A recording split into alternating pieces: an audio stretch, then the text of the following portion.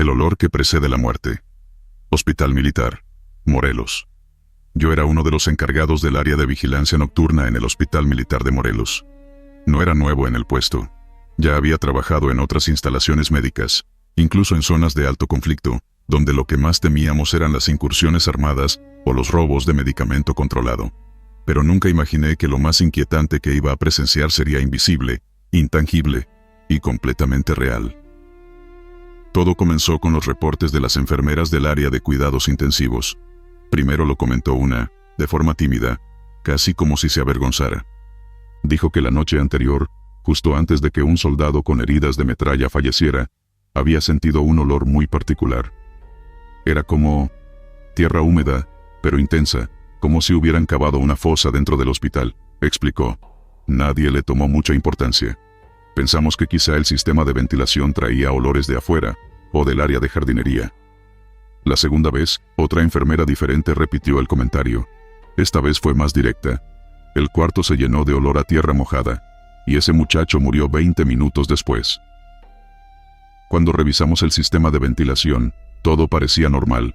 No había humedad acumulada, ni fallas, ni registros de que se hubiera rociado algún químico que pudiera provocar esa sensación.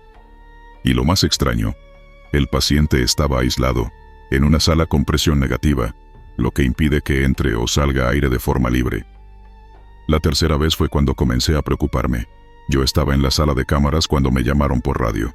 La jefa de enfermería solicitaba que alguien revisara el sistema de climatización. Subí al segundo piso y lo noté apenas crucé la puerta. Era un olor denso, profundo, como si hubiera llovido hace minutos dentro del cuarto. El ambiente estaba cargado, pero no por humedad real, sino por algo más sutil, más pesado. La paciente era una teniente que había sido evacuada días antes por una emboscada en Michoacán. Heridas graves, shock séptico. Los médicos hacían lo posible, pero sabían que no sobreviviría. Cuando entré, ya estaba en paro. Murió 15 minutos después. El olor, como en los otros casos, desapareció al poco rato. Revisamos los filtros de aire, cámaras, entradas y salidas del personal. Nadie había entrado desde que se colocó el sello estéril. No había explicación técnica. Y la cámara de vigilancia del pasillo mostró lo mismo que antes. Nada. El patrón se repitió 4 veces más. 7 muertes, 7 pacientes críticos. En cada una, al menos 2 personas afirmaron percibir el mismo olor, exactamente minutos antes del fallecimiento. Incluso los militares que apoyaban en la limpieza y logística lo mencionaron. No era sugestión. A veces lo detectaban antes que el personal médico. Durante semanas se intentó mantener el asunto dentro del hospital, pero las enfermeras hablaban entre ellas, y pronto la historia se volvió un murmullo constante. Una residente comentó que, en su pueblo, el olor a tierra mojada en una habitación era señal de que la tierra ya reclamaba a alguien. La frase me dejó frío. Una madrugada me quedé solo en la sala de cámaras. Miraba en simultáneo 8 pantallas. Todo parecía normal, hasta que una de las cámaras de pasillo de terapia intensiva se volvió opaca, como si el lente se hubiera empañado. Me acerqué para verificar y vi que no era condensación. Era como si algo pasara frente a la cámara, una niebla o sombra que no tenía forma clara, pero bloqueaba parcialmente la imagen. A los 3 minutos exactos, sonó el intercomunicador. Había un código azul en la habitación 12, otro soldado joven, politraumatizado. Se intentó reanimarlo durante casi media hora, pero falleció. Me atreví a revisar los archivos de las cámaras de las otras muertes. En todos, en los minutos previos, ocurría lo mismo. La imagen del pasillo que daba al cuarto afectado se volvía opaca. A veces apenas unos segundos, otras por más tiempo. Y luego, el olor y la muerte. Lo más extraño es que ningún movimiento era captado en los sensores. Ninguna puerta se abría. No había registros en los logs de acceso. Parecía que esa presencia no necesitaba entrar físicamente. Solo se manifestaba como sombra y olor. Una noche, la jefa de enfermería me pidió quedarme dentro de la sala cuando trajeron a un nuevo paciente en estado crítico. Teníamos miedo. Era como esperar una tormenta sin saber cuándo iba a estallar.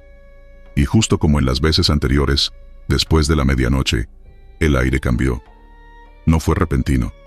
Fue como si el olor surgiera desde el piso, lentamente. Me cubrí la boca y la nariz con el uniforme, pero no servía de nada. El olor estaba adentro, no fuera. La paciente comenzó a convulsionar. Los médicos entraron de inmediato. Intentaron todo, pero no hubo caso. Falleció a las 3:13, y el olor se desvaneció. Después de esa noche, dejé de trabajar ahí. No por miedo, sino porque ya no podía ignorar que algo que no comprendíamos estaba presente. Algo que llegaba antes de cada muerte. No fallaba. No se podía ver ni detener. Algunos decían que era una manifestación espiritual, una especie de anuncio. Otros pensaban que era algo más oscuro, una entidad que se alimentaba del momento exacto en que la vida se va. Yo no tengo respuestas, solo sé lo que vi, lo que olí, y lo que las cámaras mostraron. Y si alguna vez estás en un hospital y percibes un fuerte olor a tierra mojada, reza, porque puede que no estés solo. Fotografía con el tercer hombre, campo de entrenamiento militar, Tabasco. La mañana estaba húmeda, como casi todas en esa región de selva. El grupo acababa de completar una serie de ejercicios de resistencia física entre el lodo, ramas y colinas. Era parte del adiestramiento para nuevos elementos, una jornada exigente, pero sin incidentes hasta ese momento. Uno de los instructores propuso tomar una foto grupal. Usaron un viejo celular con buena cámara, apoyado sobre una roca. Todos los soldados se acomodaron en fila. Algunos sonrieron, otros simplemente se quedaron serios. El disparo automático capturó el momento. Nadie pensó mucho en eso, solo una imagen para el recuerdo. Esa noche, en el dormitorio común, uno de los soldados revisaba las fotos del día. Al ampliar la imagen del grupo, notó algo extraño. Había una figura más, justo al fondo, entre dos compañeros. No recordaba a nadie ocupando ese espacio cuando posaron. Llamó a los demás. Uno por uno, fueron acercándose al celular, haciendo zoom con los dedos. La figura era claramente visible. Traje de campaña completo, botas embarradas, postura firme. Pero el rostro era otra cosa. Tenía la mitad del rostro quemado, con la piel agrietada como si hubiese estado expuesto al fuego. La mirada, fija, directa hacia la cámara. Contaron de nuevo. Eran 17 en total, pero en el entrenamiento solo habían asistido 16. No había margen de error. El que tomaba la foto, la había programado con temporizador, y luego corrió para unirse al grupo. Todos sabían quiénes estaban. Uno de los sargentos, al enterarse, pidió ver la imagen. La miró detenidamente, luego se retiró sin decir nada. Esa misma noche, el teléfono fue recogido por el mando. Dijeron que se necesitaba para una revisión técnica. Los rumores no tardaron, en especial entre los soldados más antiguos. Uno de ellos, con varios años en el servicio, mencionó haber oído de algo similar en ese campo. Habló de un accidente que ocurrió hace 2 décadas. Un incendio durante una práctica nocturna. Hubo varios lesionados. Un instructor no sobrevivió. Su cuerpo fue hallado al amanecer, calcinado, en la zona boscosa detrás de los barracones. Alguien más recordó que, en la caseta de control, había un álbum de fotografías viejas, colgado en la pared principal. Al día siguiente, antes del desayuno, 2 soldados fueron a revisar. Pasaron las hojas una por una, algunas descoloridas por la humedad, y ahí estaba. En una foto de hace 20 años, el mismo uniforme, la misma complexión, y la misma cicatriz quemada en el rostro. Era él. El nombre en la etiqueta metálica del marco decía, Subteniente Ríos. Había sido parte del cuerpo de instructores en el año 2003. La nota al pie mencionaba su fallecimiento en acto de servicio durante una práctica avanzada en combate nocturno. La atmósfera en el cuartel cambió. Nadie volvió a posar para fotos durante las prácticas. Algunos decían que lo habían visto entre los árboles al anochecer. Solo un destello del uniforme entre las ramas. Una figura quieta. Nunca se movía. Solo miraba. Cuando alguien intentaba acercarse, desaparecía entre la neblina de la selva. Durante una sesión nocturna, uno de los jóvenes reclutas se desmayó. Dijo que sintió una mano sobre su hombro, áspera, caliente, como si la piel ardiera. Al voltear, no había nadie. Pero en su cuello quedó marcada una mancha roja, como si lo hubieran tocado con carbón encendido. No se hizo parte del reporte oficial. Los superiores minimizaron todo. Lo atribuyeron a estrés, a agotamiento, pero los instructores más antiguos se volvieron más cuidadosos. Cancelaron ejercicios nocturnos durante 2 semanas y comenzaron a evitar cierta parte del campo de entrenamiento, una zona boscosa que colinda con un arroyo seco. Una madrugada, el soldado que dormía más cerca de la puerta del dormitorio gritó. Despertó bañado en sudor. Aseguró haber soñado con alguien que se sentaba en su litera, sin decir palabra. El sonido de unas botas embarradas recorriendo el piso le había sacado el aliento. Cuando encendieron la luz, encontraron marcas de lodo fresco, perfectamente delineadas, desde la puerta hasta la cama. Nadie más había salido. Nadie más había entrado. Los rumores se hicieron más serios cuando una cámara de seguridad colocada cerca de la bodega mostró algo más. En el cambio de turno, cerca de las 3 de la madrugada, la cámara captó a una figura cruzando el campo abierto. Uniforme completo, andar firme. Pero lo más extraño, en los siguientes cuadros, la figura no proyectaba sombra, a pesar de estar bajo el reflector de luz amarilla.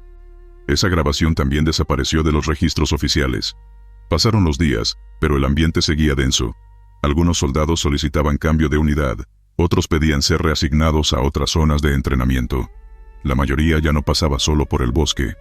Pero el punto más inquietante fue durante una visita del alto mando. Se organizó una ceremonia con una nueva toma de fotografía oficial del destacamento. Todo estaba medido. Se revisó la cantidad exacta de integrantes, el orden de filas, el fondo, la iluminación. La imagen se tomó con un fotógrafo externo, para evitar errores.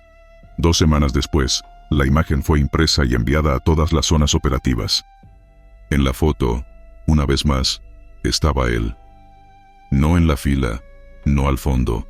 Esta vez, justo al costado del comandante, con su cara semiquemada, sin expresión, mirando al lente con firmeza, como si supiera que lo estaban observando, como si él también quisiera ser parte del equipo. Nadie lo mencionó, nadie lo retiró de la imagen. Se guardó silencio institucional. Desde entonces, al llegar nuevos elementos, los mandos hacen una advertencia peculiar. Si algún día sienten que hay uno más entre ustedes, mantengan la formación. No lo miren, no le hablen, solo sigan la práctica. Y en voz baja, algunos instructores dicen que no está ahí por maldad, que nunca se fue, que sigue cumpliendo su labor. Aseguran que hay cosas en el campo que solo él ve, y que, si alguien muere en la zona, él es el primero en saberlo. Y el último en aparecer en la foto. Llamada desde el radio apagado. Punto de avanzada, Zacatecas. No había señal. En ese rincón árido de Zacatecas, donde las colinas se cortan como cuchillas de piedra, y el viento sopla seco, el destacamento mantenía vigilancia nocturna. 3 hombres por turno, 4 horas cada relevo, sin distracciones, sin margen de error. En esa rutina silenciosa y monótona, cualquier sonido fuera de lo común era suficiente para levantar sospechas. Aquel martes, poco después de la 1 de la madrugada, el radio de campaña que llevaba semanas sin funcionar, el mismo que se guardaba sin baterías, emitió un sonido que los congeló. Primero fue un chirrido estático, luego una voz clara, nítida y angustiada. Aquí al cabo. Necesitamos refuerzos. Repito, necesitamos refuerzos. Coordenadas. Pero las coordenadas que siguieron no existían en ningún mapa. Las letras no coincidían con la codificación militar regular. Uno de los soldados, el que estaba a cargo de la bitácora, levantó la cabeza como si acabara de recibir un puñetazo en el pecho. ¿Escucharon eso? Los 3 estaban en la caseta principal del punto de avanzada, una estructura improvisada con láminas metálicas y piso de tierra. La radio no tenía ni antena ni batería, pero ahí estaba, emitiendo con fuerza. Esa voz, dijo uno de ellos, es la voz del cabo Rivera. El cabo Rivera había muerto 6 meses atrás, en un enfrentamiento en la misma región. Lo emboscaron al caer la noche, y apenas si tuvieron tiempo de pedir apoyo. Murió en combate, eso decían los informes. Sin embargo, la voz del mensaje no solo coincidía, era exacta. Decidieron no mover el equipo. Nadie se atrevió a tocarlo. Solo lo rodearon, como si se tratara de una bomba activa. El operador llamó por el otro canal de emergencia a la base más cercana. Cuando pidió revisar el archivo de voz, ya estaba siendo grabado de forma automática en la central. No había duda, la voz pertenecía al cabo Rivera. Al amanecer, mandaron a un técnico de comunicaciones.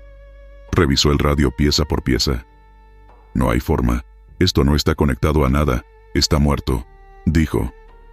Y sin embargo, el registro quedó en la red de la base. A la 1:17 de la mañana, el Canal 1 transmitió un mensaje de auxilio desde una unidad no registrada.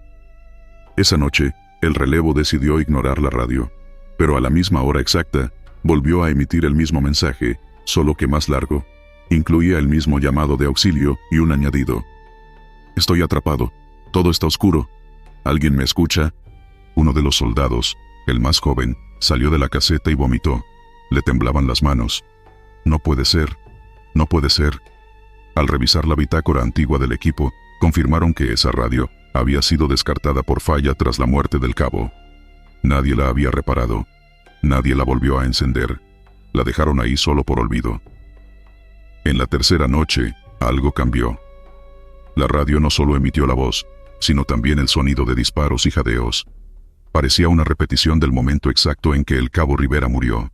Alguien, o algo, estaba atrapado en ese último momento.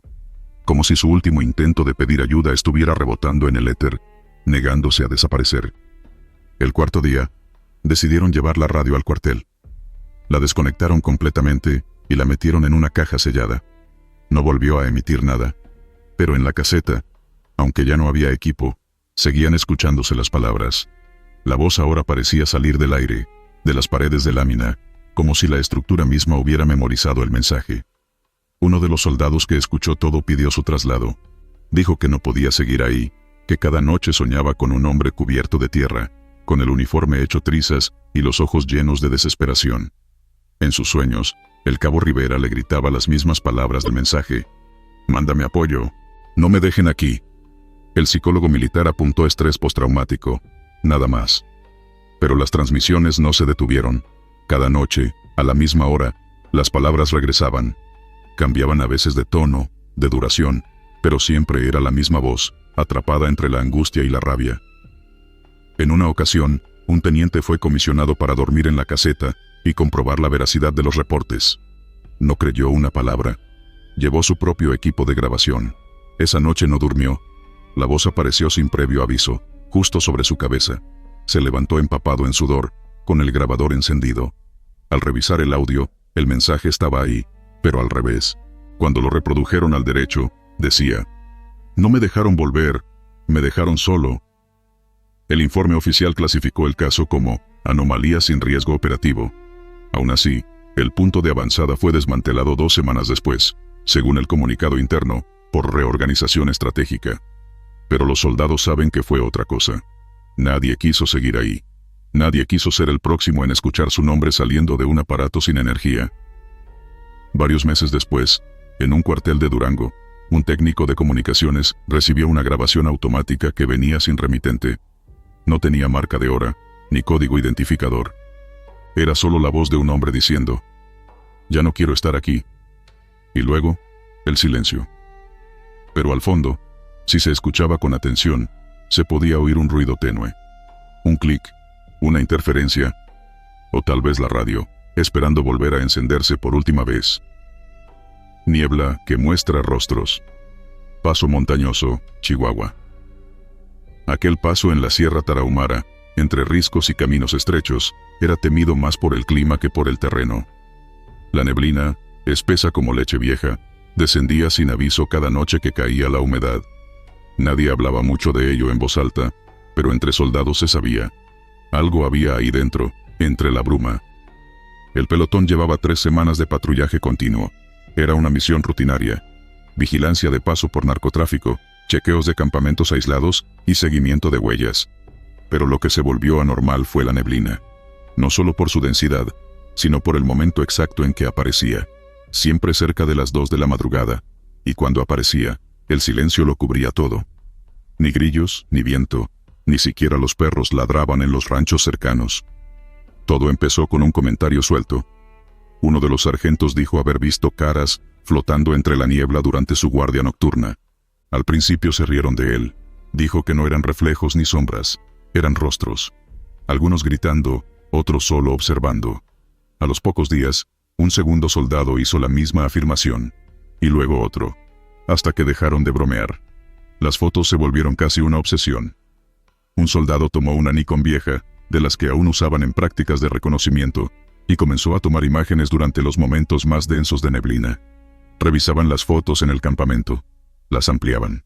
Lo que capturaban no eran rostros humanos, pero tampoco podían negar que algo se formaba en las capas más densas. Manchas oscuras, formas parecidas a ojos, bocas estiradas como si gritaran sin voz. Uno de los cabos, joven pero valiente, propuso quedarse solo una noche en el paso donde más se acumulaba la bruma. Dijo que él quería ver si era cierto, que tal vez la humedad, el frío o el cansancio les estaban jugando sucio. Armado, con radio y su linterna de cabeza, se posicionó a unos 200 metros del campamento. Desde la base, los demás lo monitoreaban. Cerca de las 2:15, la radio emitió un leve zumbido. No eran interferencias comunes. Se oía como si alguien estuviera hablando muy despacio, susurrando justo al lado del micrófono. La voz era baja, ininteligible. Nadie respondió al instante, pensando que tal vez era el viento o el aparato fallando. Pero segundos después, el recluta que vigilaba la frecuencia gritó: «Esa voz no es de él, revisen». Salieron en 2 vehículos, atravesando la curva del risco. El lugar donde habían dejado al cabo estaba vacío. Solo quedaba su linterna, caída sobre una piedra, todavía encendida. No había huellas, ni arrastre, ni signos de lucha. Nada. Ni una sola pista que indicara por dónde se fue. Buscaron durante 3 días. Llamaron incluso a los perros de rastreo del destacamento más cercano. Nada. El rastro se perdía a apenas unos metros del punto donde lo dejaron. En el informe, lo registraron como desaparición en zona de difícil visibilidad. Pero entre los soldados, se dijo otra cosa. Se lo tragó la niebla. La noche siguiente, nadie quiso estar de guardia en el paso. Solo los más altos en rango se atrevieron a rotar vigilancia a los alrededores. Uno de ellos, condecorado y de carácter escéptico, decidió dormir cerca del punto de desaparición. Lo escoltaron con linternas y un equipo especial. A la mañana siguiente, volvió al campamento sin hablar. No comió, no fumó, solo dejó el radio sobre la mesa y se encerró en una tienda. Nunca contó lo que vio, pero pidió su baja semanas después. Una noche de tormenta, uno de los soldados más antiguos tuvo un episodio de crisis. Despertó gritando, asegurando que alguien lo había llamado por su nombre desde afuera de la tienda. Decía que la voz era del cabo desaparecido. Se lanzó al monte sin camisa ni botas, gritando que él no estaba muerto. Lo encontraron a las 5 de la mañana, llorando y cubierto de espinas. Dijo que vio su cara, que estaba dentro de la niebla, que lo miraba fijamente pero no decía nada. Con el paso de los meses, los reportes se volvieron más frecuentes. Los nuevos reclutas empezaron a ver las figuras sin necesidad de que otros las mencionaran. Algunos hablaban de una mujer, otros de un niño, otros de un hombre con los ojos arrancados. Pero jamás se repetían. Siempre eran rostros distintos. Un detalle inquietante surgió tras una reunión con un comandante retirado que había trabajado esa misma zona en los años 90. Al escuchar los relatos, preguntó por las coordenadas. Luego pidió ver las fotos. Al ver una de las manchas deformes, palideció. Dijo que uno de los rostros se parecía a un compañero suyo, desaparecido en una patrulla similar, hacía más de 20 años.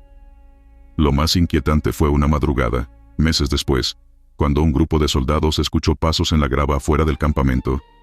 No había neblina esa noche. Salieron con rifles, alumbrando entre la maleza. Y ahí, parado en medio del camino, vieron a alguien. Un hombre en uniforme. Viejo, muy sucio, sin insignias. Lo llamaron, le apuntaron, le ordenaron que se detuviera.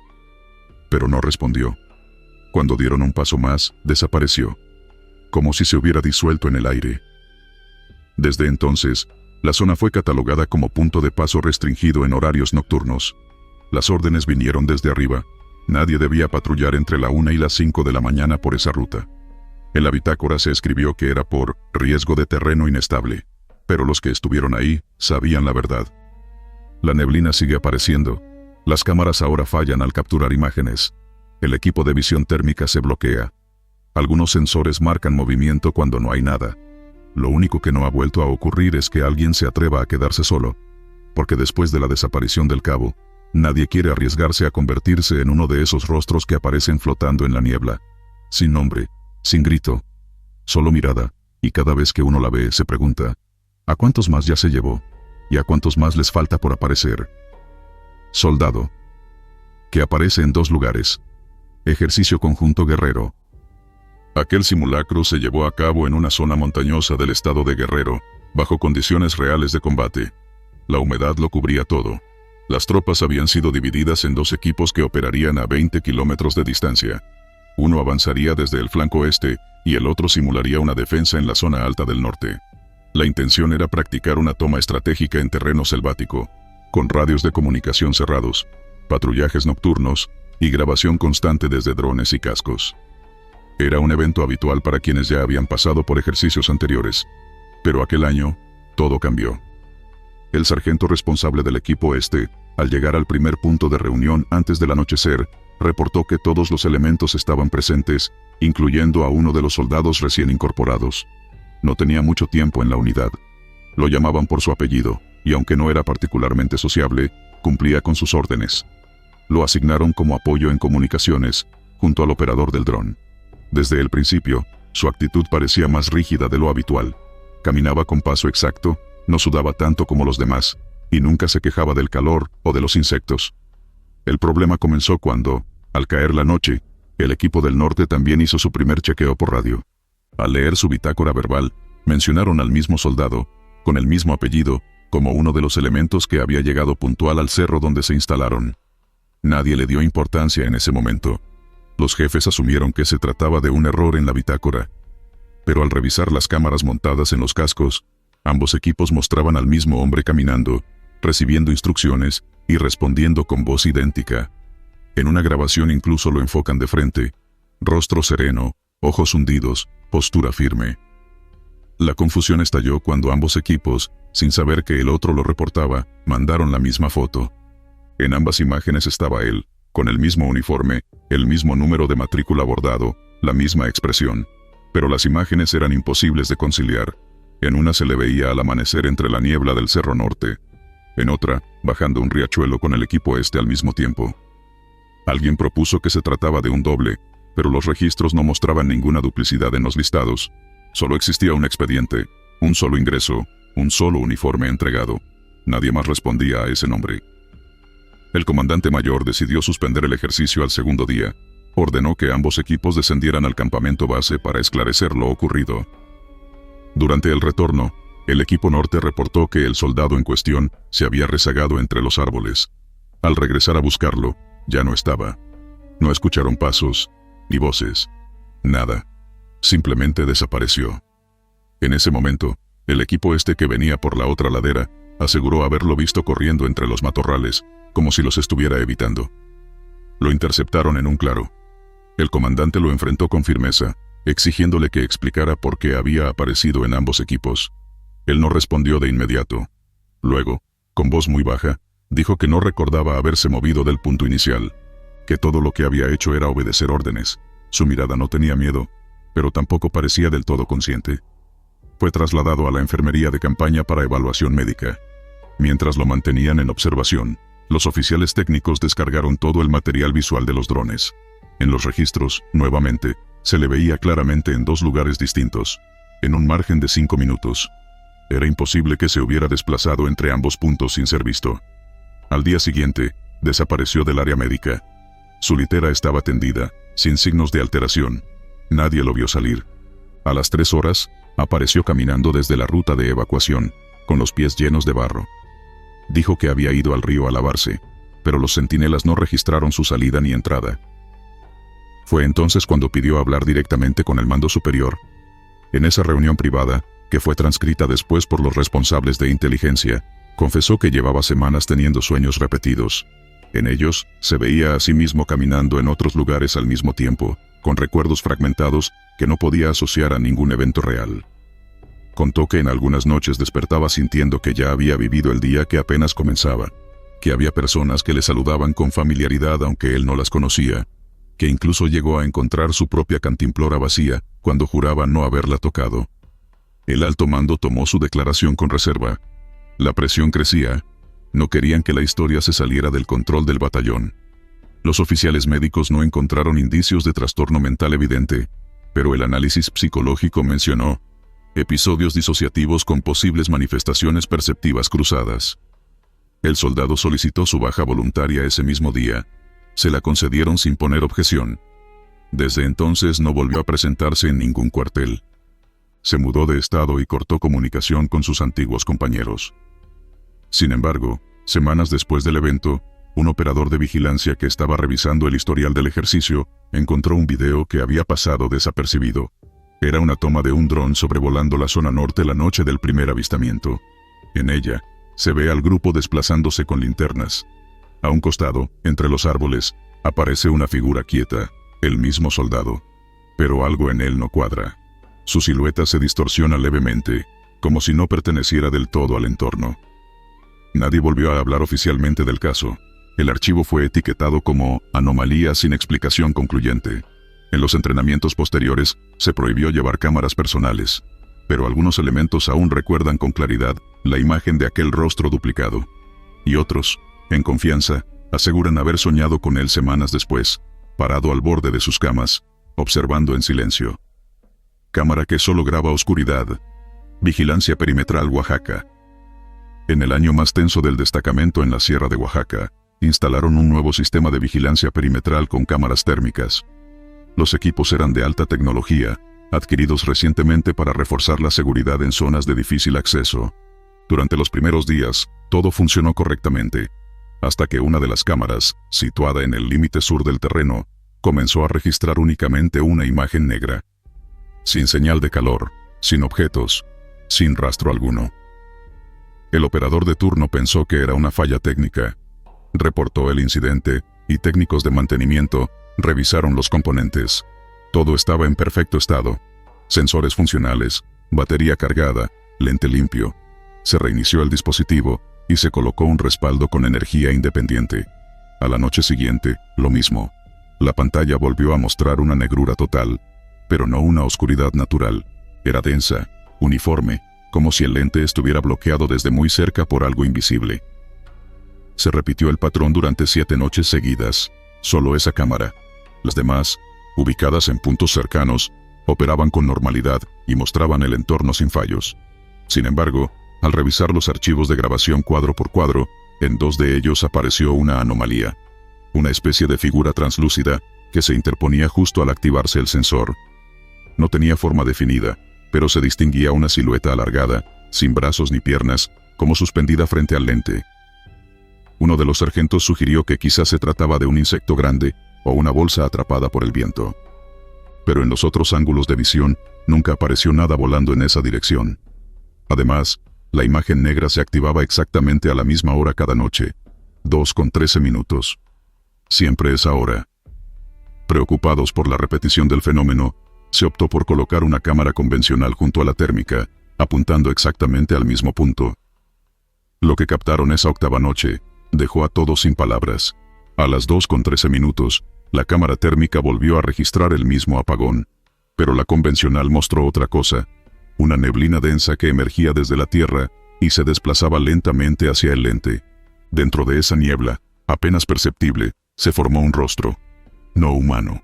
Algo pálido, con ojos hundidos y una expresión que parecía imitar un gesto humano, pero distorsionado. El rostro no se movía. Se quedaba suspendido frente al lente durante varios segundos. No parecía mirar a la cámara, sino a quien la operaba. Cuando la imagen fue mostrada al equipo de vigilancia, uno de los soldados se desmayó. Otro aseguró que había visto esa cara en una pesadilla días antes, sin conocer nada de lo que ocurría con la cámara. Desde el día siguiente, varios elementos solicitaron cambio de puesto. Otros comenzaron a reportar insomnio, ruidos nocturnos, y una sensación de ser observados mientras patrullaban. El comandante del destacamento ordenó retirar la cámara y sellar el perímetro con una cerca adicional. Nadie volvió a acercarse al punto exacto donde se había instalado el equipo.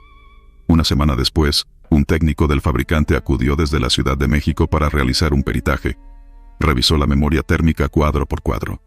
Detectó una firma térmica irregular que parecía imitar el movimiento de alguien respirando, pero con ciclos invertidos. En lugar de liberar calor al exhalar, la figura absorbía temperatura del entorno.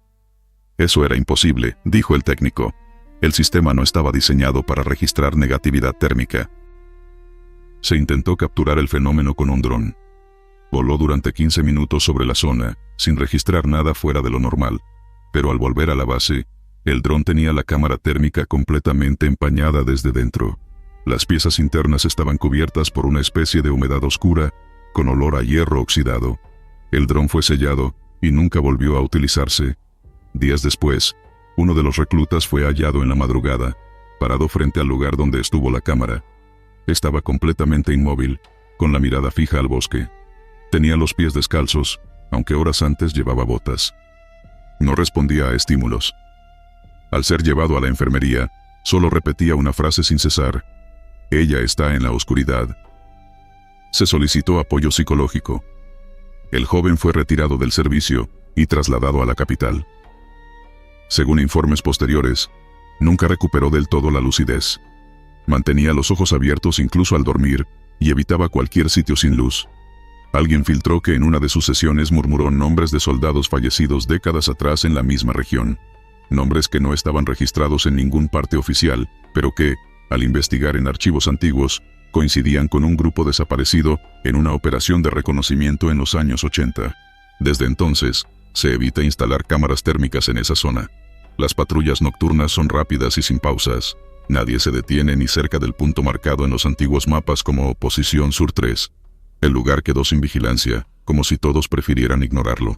Una última revisión de archivos se realizó meses después, durante una auditoría rutinaria. Un técnico descubrió que en la última grabación térmica, justo antes de que la cámara dejara de funcionar, apareció una palabra escrita con el calor residual sobre el lente: mírame. No estaba en idioma alguno reconocible, pero los trazos semejaban letras deformes, aún calientes cuando el sistema colapsó. Nadie supo explicar cómo una figura sin temperatura pudo dejar un mensaje térmico. Desde ese día, ninguna cámara volvió a apuntar hacia el sur. Nadie quiso ver qué había detrás de esa oscuridad. Manta que llora sangre. Enfermería móvil, Tabasco. Todo empezó después de una evacuación médica en medio de una operación en la zona sur de Tabasco. Un soldado herido por metralla fue trasladado de urgencia a la enfermería móvil. La camilla improvisada llevaba una manta color arena con manchas de lodo y sudor. Durante el trayecto, nadie notó nada extraño. El personal sanitario hizo su trabajo y, tras estabilizarlo, el soldado fue enviado en helicóptero al Hospital Militar de Villahermosa. La manta quedó enrollada en un rincón, como cualquier otro implemento sucio. Fue hasta la noche siguiente que algo llamó la atención de una enfermera de guardia. Al entrar a la unidad médica para organizar el material, notó un olor metálico, espeso, casi como el de una herida abierta. El resto del equipo estaba durmiendo. Cuando revisó la fuente del olor, lo encontró. La misma manta usada la noche anterior estaba húmeda y presentaba manchas nuevas, más oscuras, que no estaban ahí antes. Las limpió con guantes, pensando que quizá algún otro soldado la había utilizado sin reportarlo, pero al tocarla, notó que el líquido no estaba seco. Parecía sangre recién derramada. No había ningún paciente ese día. Pensó en reportarlo al responsable de la unidad, pero prefirió dejarla en una bolsa hermética y anotarlo todo en la bitácora. Al día siguiente, al revisar la bolsa, el líquido se había esparcido por dentro. El color era más oscuro. El olor persistía, y el tejido estaba empapado como si acabara de ser usado. El médico jefe, incrédulo, ordenó enviarla al laboratorio de campo. Las pruebas iniciales indicaron que sí era sangre, pero no correspondía a ningún soldado registrado. Más inquietante aún fue que no coincidía con sangre humana, al menos no de acuerdo con los marcadores biológicos comunes. Pensaron que podía ser una broma o un error en las pruebas. Repitieron el análisis. Los resultados fueron aún más confusos. Era sangre fresca, con una temperatura cercana a la corporal, pero sin células vivas detectables, como si la sangre hubiera sido extraída de algo que ya no estaba vivo. Las noches siguientes fueron testigos de algo más perturbador. La enfermera que inicialmente encontró la manta comenzó a tener pesadillas. Despertaba sudando, diciendo que alguien gritaba su nombre desde afuera de la tienda médica. Cuando salían a revisar, no había nadie. Pero siempre que esto pasaba, la manta amanecía más mojada, como si algo llorara sobre ella. Los rumores se expandieron entre los soldados. Algunos aseguraban que vieron a alguien parado junto a la tienda médica durante la madrugada, quieto, cubierto por una manta que goteaba. Otros decían que escuchaban susurros cerca del área donde estaba almacenada, como si alguien rezara en voz baja, con tono suplicante. El comandante del pelotón ordenó destruir la manta. Fue llevada a una fogata controlada. La rociaron con gasolina, le prendieron fuego, y no se quemó. Solo humeaba, como si sudara un vapor denso con un olor agrio. El soldado encargado del encendido empezó a sangrar por la nariz a los pocos minutos. Tuvo que ser evacuado por fuertes migrañas y vómito negro. A partir de ahí, la tensión creció. Ya nadie quería acercarse a la enfermería sin estar acompañado. Se optó por sellar la manta en un contenedor metálico, con aislamiento de presión. Fue transportada en un convoy hacia una base en Veracruz, pero incluso en el camino, los soldados encargados de escoltarla reportaron fallas en los radios, visión borrosa y escalofríos intensos cuando pasaban cerca del compartimento donde iba guardada. Uno de los conductores del convoy pidió ser relevado tras llegar. Dijo que en un tramo de la carretera, el vehículo frenó solo, como si algo invisible se atravesara. Vio, por el retrovisor, una figura cubierta con una manta ensangrentada que se arrastraba por el pavimento detrás de él. No se lo dijo a nadie hasta estar de vuelta en base, temblando, sin poder sostener su plato de comida. El laboratorio de Veracruz realizó nuevas pruebas. En lugar de encontrar respuestas, los investigadores comenzaron a sufrir síntomas inexplicables: insomnio, sangrados nasales, pérdida de apetito y alucinaciones auditivas. Uno de ellos pidió su baja médica alegando que la manta le hablaba en sueños. La última entrada en el expediente médico de la enfermera original señala que fue transferida a otro batallón.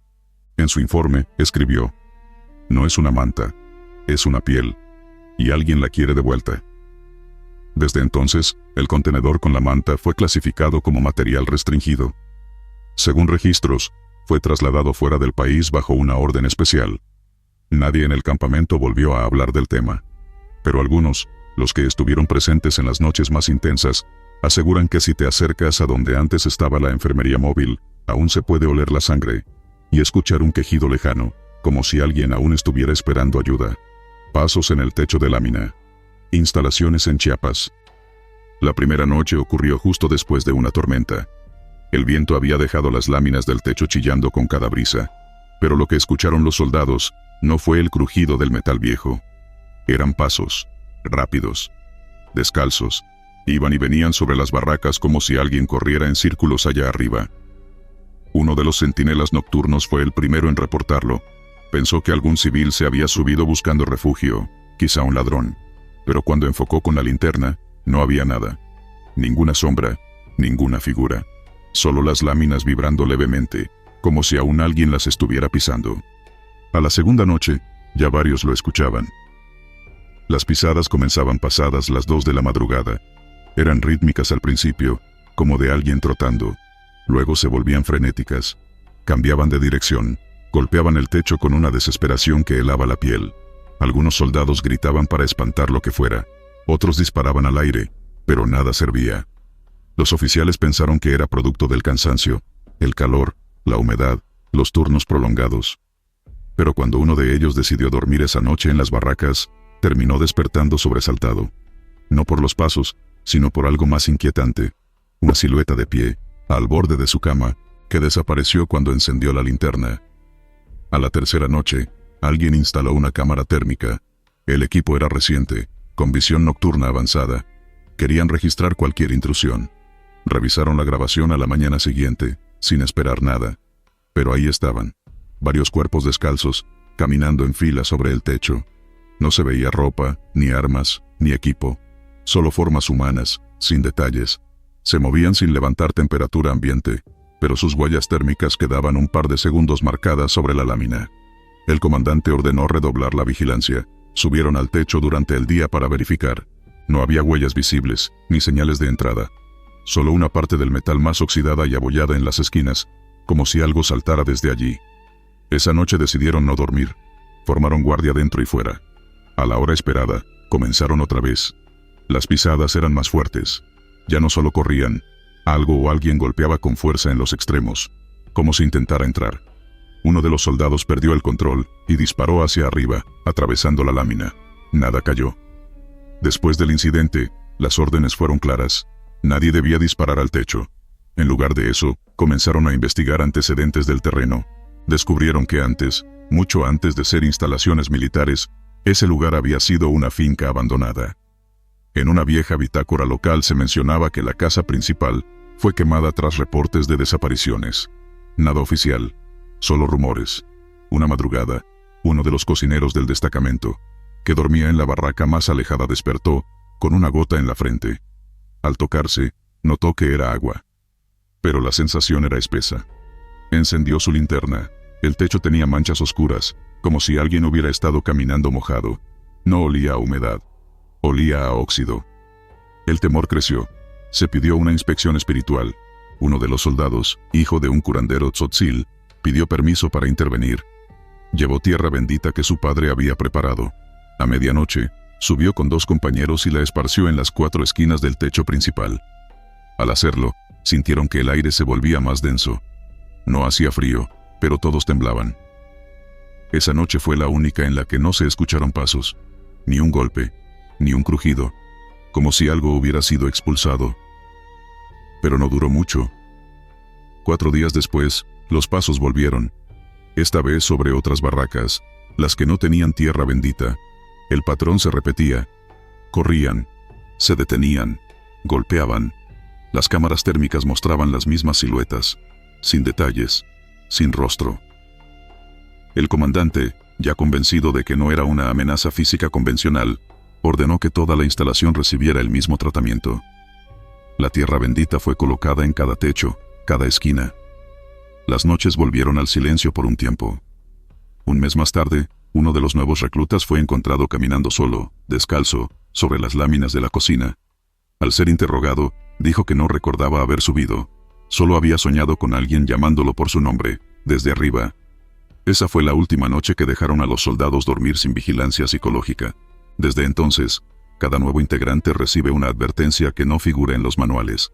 Si escuchas pasos en el techo después de la medianoche, no salgas, no hables, no respondas, si te llaman por tu nombre.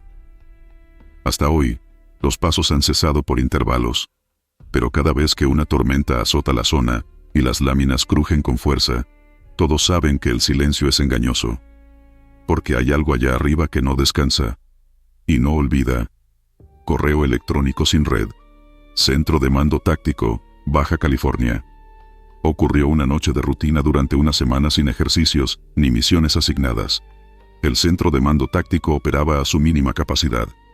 Había 2 elementos en vigilancia. Un oficial de turno en bitácora, y otro soldado asignado a la revisión de inventario.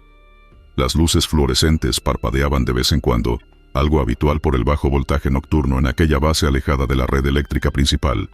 A las 2:13 de la madrugada, el silencio habitual fue interrumpido por un sonido que no debía escucharse. La notificación de correo entrante en el monitor de comunicaciones. El encargado del turno, acostumbrado a revisar reportes automáticos, se acercó a revisar la pantalla. Lo que encontró no tenía explicación lógica. El remitente era una dirección institucional de la Secretaría de la Defensa Nacional, asociada a un oficial retirado, pero no era cualquier cuenta. Estaba desactivada desde hacía más de 15 años, según el historial del servidor. El asunto era simple, 3 palabras. No deberían estar aquí. No había cuerpo del mensaje, solo eso. Intentó responder, pero el sistema arrojó error. El servidor principal se encontraba en mantenimiento programado desde las 0000 y no debía permitir entrada ni salida de mensajes. Confirmó con la bitácora. Nadie más había accedido al servidor esa noche. El software de control señalaba que el mensaje había sido emitido desde la terminal de la sala de estrategia, una habitación al final del pasillo sur, que a esa hora debía estar completamente cerrada. El oficial dudó unos segundos. Pensó que podría ser una broma del técnico de sistemas o un error de red. Fue a verificar la sala en persona. Al llegar, notó que la puerta estaba entreabierta. Nadie tenía autorización para estar ahí desde hacía días por mantenimiento. Encendió la luz. Las pantallas de los monitores estaban encendidas, mostrando esquemas tácticos viejos de una operación ya archivada. Ninguna otra terminal debía estar encendida. Se acercó al teclado principal. El correo saliente coincidía con el mensaje recibido. Lo extraño era que el sistema marcaba la hora de envío exacta, 2:13. Y lo más desconcertante, el acceso estaba registrado bajo la cuenta del oficial muerto. Ese nombre traía ecos del pasado. El remitente era un capitán que había trabajado ahí mismo hace más de una década. Murió en un accidente durante un simulacro, justo en esa misma sala. Un cortocircuito causó un incendio eléctrico que lo atrapó mientras coordinaba un ejercicio simulado. Desde entonces, la sala había sido remodelada, pero aún algunos soldados evitaban entrar solos.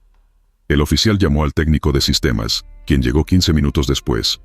Al revisar los protocolos, confirmó que la red no tenía conexión exterior ni permitía envíos. Analizaron la dirección IP de origen. No tenía coincidencias en el sistema actual.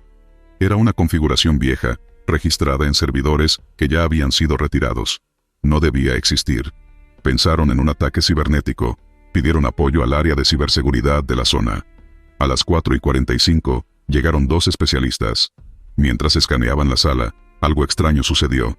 Uno de los monitores mostró una imagen por unos segundos. Una figura humana frente al pizarrón digital, señalando un punto en un mapa. Era solo una silueta oscura, sin rostro, como una sombra proyectada directamente desde el interior del monitor.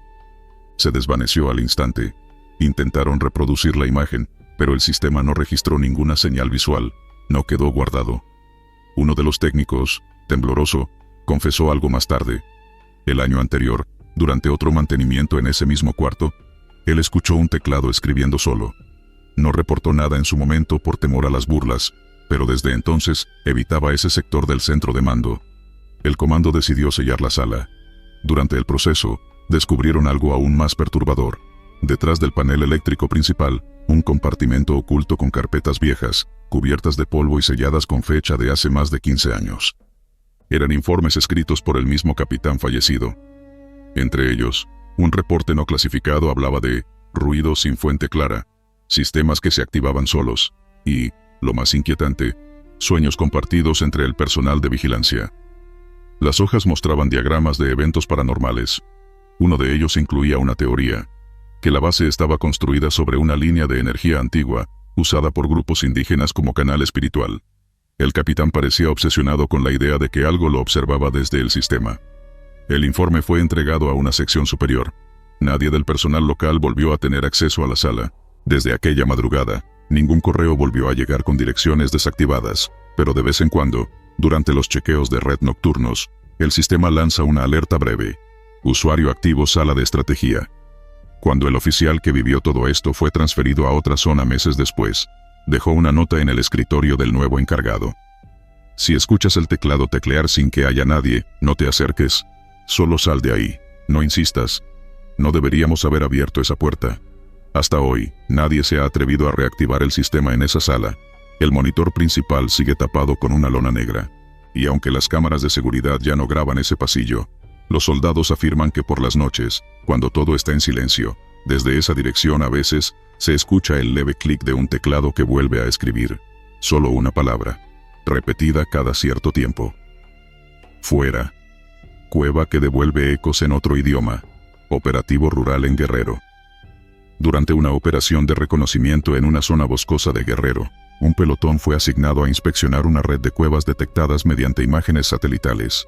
La región estaba marcada por actividad delictiva, pero lo inusual era la temperatura.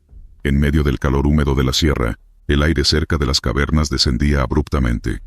No había registros de cuevas en los mapas militares, ni en archivos de geología locales. Uno de los soldados, al revisar la entrada más amplia, hizo una prueba común. Gritó su nombre al interior para evaluar la profundidad. El eco regresó, pero no era su nombre. Fue una respuesta sonora más prolongada, gutural, y fonéticamente ajena al español.